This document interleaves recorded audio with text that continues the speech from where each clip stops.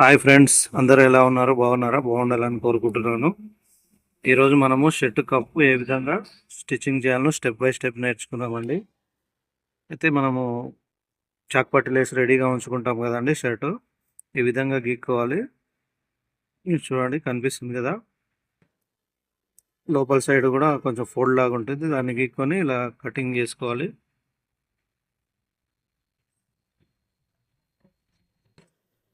ఈ విధంగా కటింగ్ చేసుకోవాలండి. అయితే ఇన్సైడ్ భాగంలో కొంచెం ఎక్కువగా ఉంటుందండి. దాన్ని పర్ఫెక్ట్గా సెట్ చేసుకోవాలి.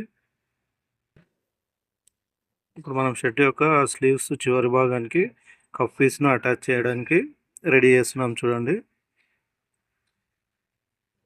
ఈ విధంగా గీక్కున్న తర్వాత సేమ్ ఇంతకుముందు కట్ చేసినాం కదా, అదే విధంగా కటింగ్ చేసుకోవాలి. ఈ విధంగా కరెక్ట్గా సెట్ చేసుకొని చేసుకోవాలండి. మనం ఎంత నీట్గా కటింగ్ చేసుకుంటే అంత నీట్గా ఉంటుందండి కఫ్ వచ్చేసి. ఇలా గీక్కోవాలి. గీక్కున్న తర్వాత నీట్గా కటింగ్ చేసుకోవాలి.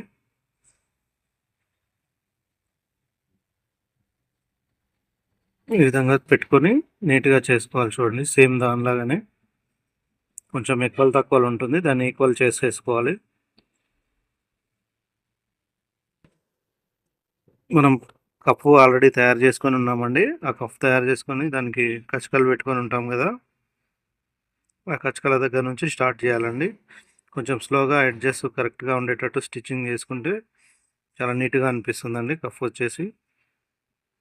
చూడండి, మనం చాక్ పట్టి లేని సైడ్ నుంచి ఫస్ట్ ఎక్కిస్తున్నాం చూడండి. ఫస్ట్ కఫ్ వచ్చేసి ఇక్కడ ఒక ప్లేట్ పెట్టేసుకోవాలి.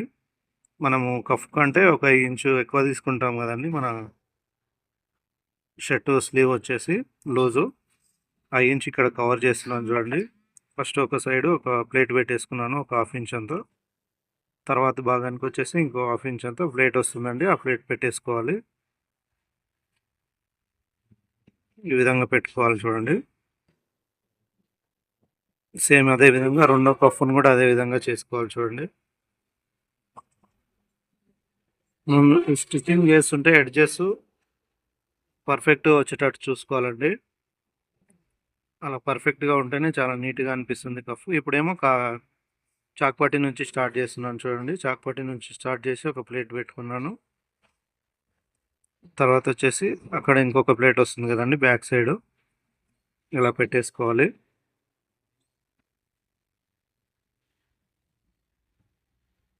చూడండి, ఈ విధంగా పెట్టేసుకోవాలి.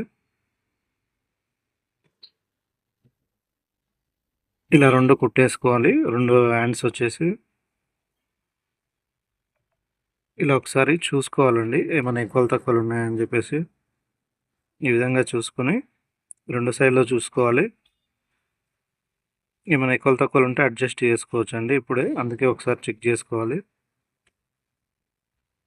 చెక్ చేసుకున్న తర్వాత ఈ విధంగా పెట్టుకొని మనం స్టిప్ అతికించుకున్నాం కదా, ప్రెస్సింగ్ చేసుకున్నాం కదా, దాని వెంబడి స్టిచ్చింగ్ వేసుకోవాలి. ఒక సూది మందం అంత వదిలేసి, మరి దాన్ని ఎడ్జ్కి వేయకూడదండి, నీట్గా రాదు. కొంచెం దూరంకి వెళ్ళి వేసుకోవాలి. సేమ్ 2 సైడ్స్ ఈ విధంగానే వేసుకోవాలి.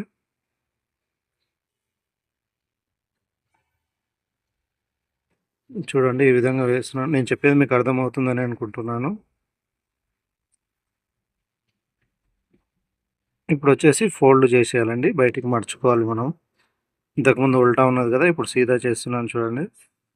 ఎడ్జెస్ వచ్చేసి కత్తెరతో కొంచెం మెల్లగా ఇలా అనుకోవాలి, లేకపోతే అది హోల్ పడిపోతుందండి.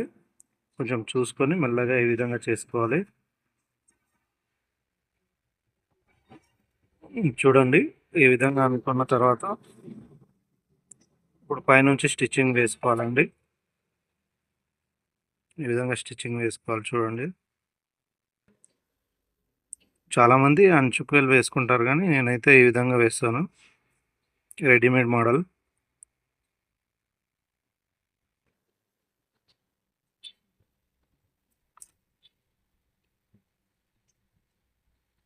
ఈ విధంగా వేసుకోవాలి.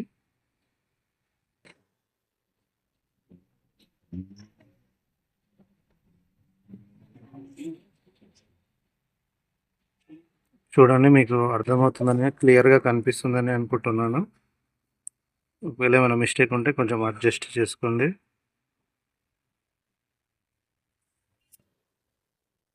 చూడండి, ఈ విధంగా నీట్గా వస్తుంది. చూపిస్తాను చూడండి.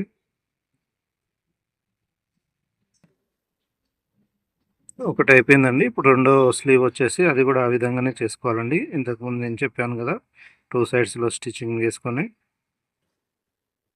దాన్ని మళ్ళీ మనం ఉల్టా ఉన్నదాన్ని సీదకి తీసుకోవాలి.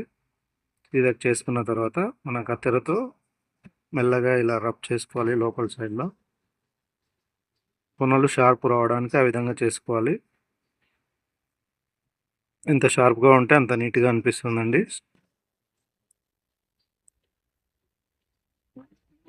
చూడండి, ఈ విధంగా వేసుకోవాలి. మీకు ఇంతకుముందు స్లీవ్ రెట్టకు వేసినాను కదా, అదే విధంగా దీన్ని కూడా వేసుకోవాలి. సేమ్ అదే ప్రాసెస్ అండి.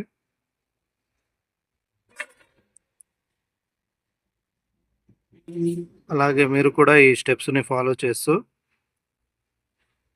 నీట్గా ప్రొఫెషనల్గా కఫ్ను స్టిచ్చింగ్ చేయడం నేర్చుకోండి. ఈ వీడియో చూస్తూ కూడా కఫ్ ఎలా స్టిచ్చింగ్ చేయాలో నేర్చుకోవచ్చండి.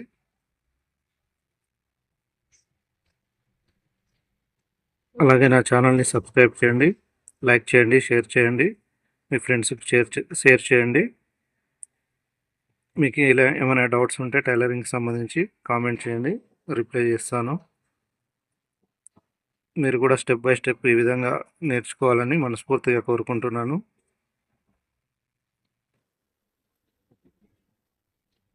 డైలీ డైలీ వీడియోస్ వస్తాయని నా ఛానల్ని సబ్స్క్రైబ్ చేసుకోండి. నా వర్క్ ఏ విధంగా ఉందో కామెంట్ చేయండి. అదేవిధంగా మీరు ఎక్కడి నుంచి చూస్తున్నారు కూడా మీ విలేజ్ నేమ్ కామెంట్ చేయండి. ఒకసారి తెలుసుకోవాలని ఉంది, అందుకే అడుగుతున్నాను. అలాగే నన్ను సపోర్ట్ చేయండి. ఇంతవరకు నా వీడియో చూసినందుకు ధన్యవాదాలండి. ఇప్పుడు జూమ్ చేసి చూపిస్తాను చూడండి. ఈ విధంగా వస్తుందండి కఫ్ వచ్చేసి. Please subscribe my channel. Thanks for watching.